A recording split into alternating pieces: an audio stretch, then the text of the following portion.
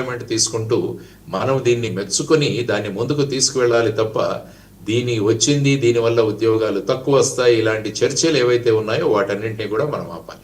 ముఖ్యంగా ఈ సెంటర్ ఏంటంటే 80% ఎనర్జీ రిక్వైర్మెంట్ ఏదైతే ఉందో అది రెన్యూవబుల్ సోర్సెస్ ఆఫ్ ఎనర్జీ వల్ల అని చెప్పి సుందర్ పిచై గారు చెప్పడం జరిగింది. అంటే సోలార్ గానీ ఆ తర్వాత వచ్చేసి లేకుంటే గ్రీన్ హైడ్రోజన్ గానీ వీటి వల్ల వస్తుంది. మళ్ళా సోలార్ ఎనర్జీ ఇంత కెపాసిటీలో రావాలంటే మళ్ళా సోలార్ లో ఉద్యోగాలు పెరుగుతాయి. తర్వాత వచ్చేసి గ్రీన్ హైడ్రోజన్ ఎనర్జీ కూడా మళ్ళా ఉద్యోగాలు పెరుగుతాయి. సో ఇవన్నీ కూడా మీరు ఆలోచించుకుంటూ వెళితే ఒక పెద్ద ప్రాజెక్ట్ వస్తే దాని వెనకాల అనేక ఉద్యోగాలు సృష్టించబడతాయి. తర్వాత అనేక మంది ఇన్వెస్ట్మెంట్ చేసేవాళ్ళు కూడా భారతదేశానికి రాగలరు. కాబట్టి ఇటువంటి ఆరోపణలు ప్రత్యారోపణలు పక్కన పెట్టి వస్తున్న ఫారిన్ డైరెక్ట్ ఇన్వెస్ట్మెంట్ ని మనం అందరం కూడా ప్రోత్సహించాలి, వాటిని స్వాగతించాలి అన్నది మనం అందరం కలిసి తీసుకోవాల్సిన నిర్ణయం. కాబట్టి రాజకీయ నాయకులు కేవలం రాజకీయ పరంగా కొద్దిగా లబ్ధి పొందడానికి ఈ విధమైన విషయాలు మాట్లాడకుండా ఒక ఓపెన్ డిస్కషన్ పెట్టండి. అందరూ రాజకీయ నాయకుల్ని పిలవండి, మెయిన్ ఇంపార్టెంట్ వాళ్ళని. ఇందులో విడమర్చి చెప్పండి ఏ విధంగా ఇందులో ఉద్యోగాలు వస్తాయి. సో ఇవన్నీ కూడా మనం కాన్ఫిడెన్స్ క్రియేట్ చేయాల్సిన అవసరం తప్ప కన్ఫ్యూజన్ గాని క్రియేట్ చేయాల్సిన సమయం కాదు ఇది అన్నది మనం అందరం కూడా నేర్చుకోవాలి. So it's a very welcoming step to Andhra Pradesh. ఆ తర్వాత దీనికోసం కావాల్సిన వాటర్ సప్లై కూడా వెంటనే అరేంజ్ చేయాలన్నది కూడా ఒక ఇంపార్టెంట్. దానివల్ల పోలవరం ప్రాజెక్టు త్వరితగతిన పూర్తి చేయాల్సిన బాధ్యత కూడా ప్రభుత్వం మీద ఉంటుంది.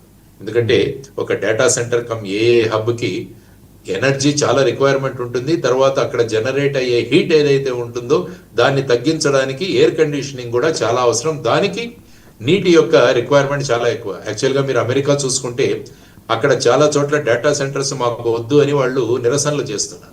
ఎందుకంటే పవర్ రిక్వైర్మెంట్ ఎక్కువ ఉంటుంది, వాటర్ సప్లై కూడా చాలా ఇవ్వాలి. కాబట్టి మా ప్రాంతాలు ఆ విధంగా ఎడారులుగా మారుతాయి అన్నది అక్కడ జరుగుతున్న డెమాన్స్ట్రేషన్స్.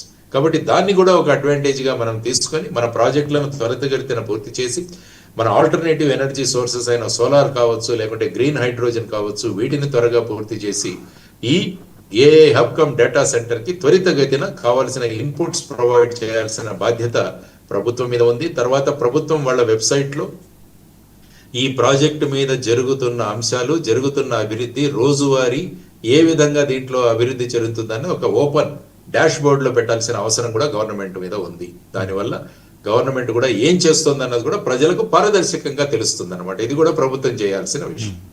మరొక కీలకమైన అంశం సార్, ఓకే ఈ గూగుల్ డేటా సెంటర్ ఏర్పాటు అవడం కాకుండా ఇక్కడి నుంచి సి నుంచి అండర్ కేబుల్ కనెక్షన్తో సుమారు 12 దేశాలకు కనెక్టివిటీ పెరుగుతున్నది సార్. డెఫినెట్ గా ఇది మొత్తం సౌత్ ఈస్ట్ ఏషియా తీసుకుంటే మీకు మొత్తానికి ఇక్కడ నుంచి పెరుగుతుంది కనెక్టివిటీ. ఎందుకంటే ఇంత పెద్ద డేటా సెంటర్ వస్తుంటే దాన్ని ఉపయోగించుకునే వాళ్ళు చాలా మంది ఉంటారు.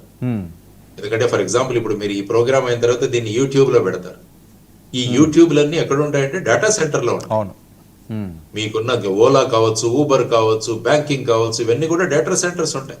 కాబట్టి మిగతా దేశాలు కూడా దీని యొక్క ఇక్కడ డేటా సెంటర్ ఉంది కాబట్టి దీన్ని ఉపయోగించుకుంటారు. దానికోసం మంచి కేబులింగ్ కావాలి.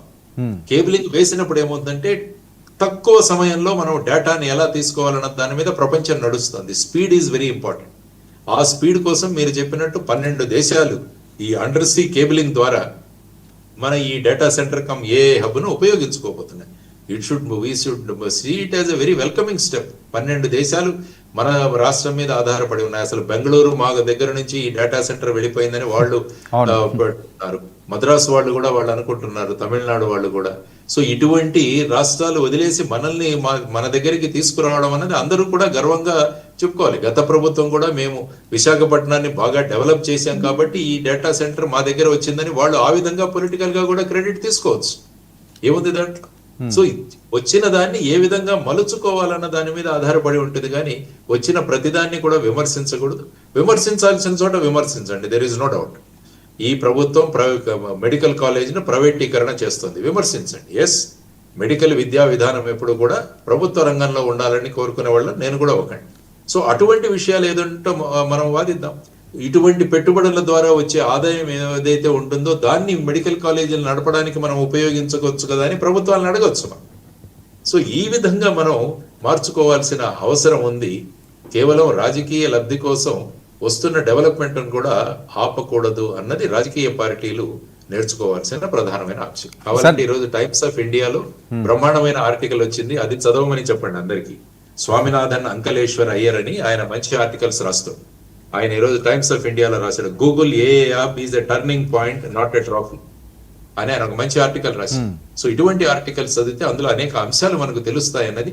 కావాలంటే సుందర్ పిచయ్య ఇచ్చిన ఇంటర్వ్యూ కూడా చూడమని, అమెరికాలో ఆయన ఎందుకు నేను వైజాగ్ను సెలెక్ట్ చేసుకున్నాను, దీనివల్ల ఏం కాబోతుందని ఆయన బ్రహ్మాండమైన ఇంటర్వ్యూ ఇచ్చారు. ఇలాంటివన్నీ చూస్తూ వెళితే ఏమవుతుందంటే మనకు కూడా మన రాష్ట్రంలో ఇంకా పెట్టుబడులు రావాలి అన్న ఒక ధోరణి, మన చదువుకుంటున్న ఇంతమంది పిల్లలకు చక్కని ఉద్యోగాలు రావాలి, మన రాష్ట్రం యొక్క ఆర్థిక స్థితి మెరుగుపడాలి అన్నది ఆ విధమైన పాజిటివ్ బెంట్ ఆఫ్ మైండ్ లో వెళ్ళాలి. కానీ ప్రతి ఒక్కటి విమర్శించుకుంటూ పోతుంటే అది ప్రజలలో అనవసరమైన కన్ఫ్యూషన్ ను క్రియేట్ చేస్తుంది తప్ప దేశ అభివృద్ధికి, రాష్ట్ర అభివృద్ధికి అది సరియైన పద్ధతి కాదు అన్నది మనం నేర్చుకోవాలి. సార్, మీరు ప్రస్తావించినట్లుగా అనవసరమైన కన్ఫ్యూజన్ అయితే ఆల్రెడీ ఏర్పడుతుంది, ఇంకా ఏర్పడే విధంగా పెద్ద ఎత్తున వీడియోస్ రూపంలో బయటకు వస్తుంది.